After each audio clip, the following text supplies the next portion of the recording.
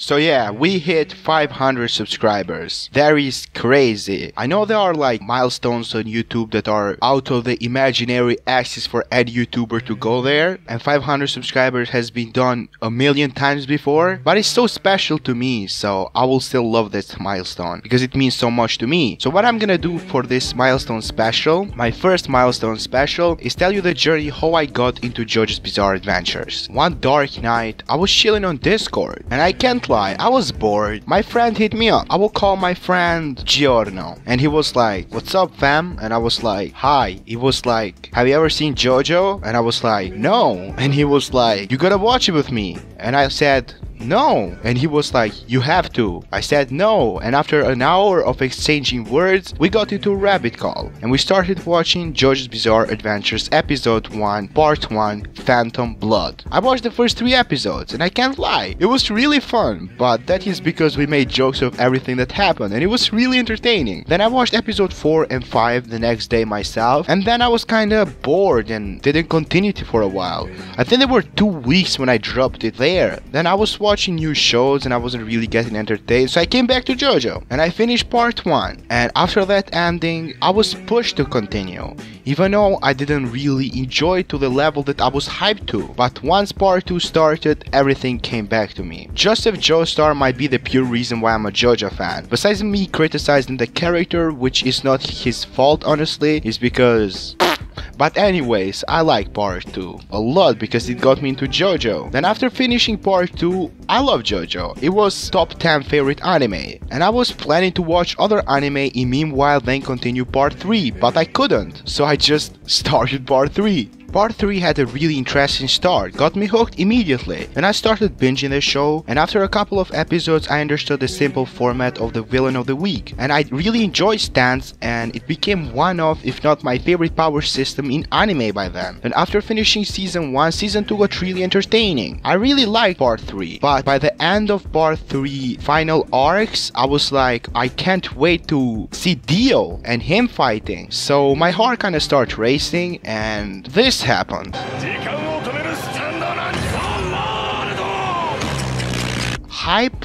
Not really. Excitement? Over the roof. Scared? A bit. Sad? Most of the time. The part 3's ending was so satisfying to me, not only made JoJo one of my favorite animes of all time, but really hooked me up to JoJo. Even though I was completely ignoring the writing and everything in between, I wasn't going in for that. I wasn't expecting something like that, but I got something like that. After finishing part 3, I immediately jumped to part 4. I'm gonna be honest, the beginning of part 4 was one of the slower rides for me. The art style had a bit impact on that, but mostly it was the fact that part 4 had such a small setting compared to every single, which were world-changing build-ups. This was really chill, and I was like, okay, I can get with this, but it was really slow to me because I watched like 15 episodes in 3 weeks, and that wasn't really my style for JoJo because I was binging 5-10 episodes per day. But then scrolling down YouTube, I found a video series by Super Eye Patch Wolf, Why You Should Watch JoJo's Bizarre Adventures. I started from part 1 of his series and rolled down to part 2 and then part 3, and I really felt that he was not only a bigger JoJo fan than me, but he was the JoJo fan I wanted to be. Even though that's not really true because looking down now I'm like one of those other type of fans.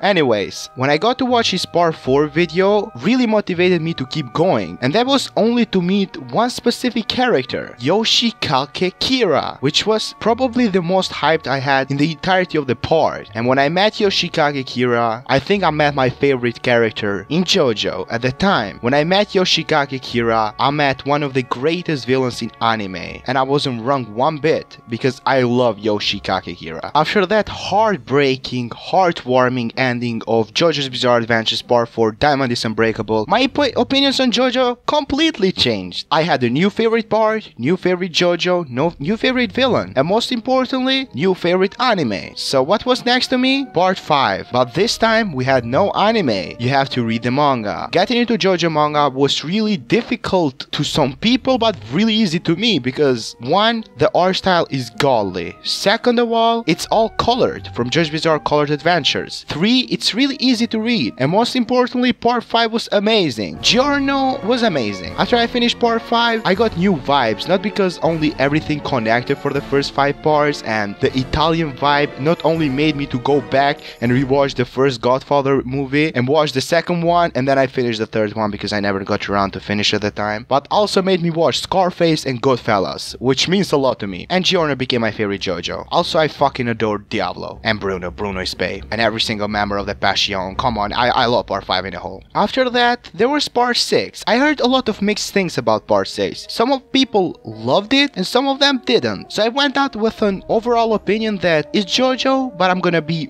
really optimistic. And I was like that. Jolene is amazing. I don't care what anyone says, she made my part 6 journey way better. The setting was completely different. I can't say I disliked it, even though I kinda got bored sometimes from some minor villain fights, but I loved it because of Pucci, and also Jotaro was amazing throughout it. My love for part 6 really hit at the ending, because even though I didn't really get spoiled for it, but something was on my mind because everyone was saying that it was a Neon Genesis Evangelion kind of ending, and I was like, oh really, how does that work in JoJo? And it did.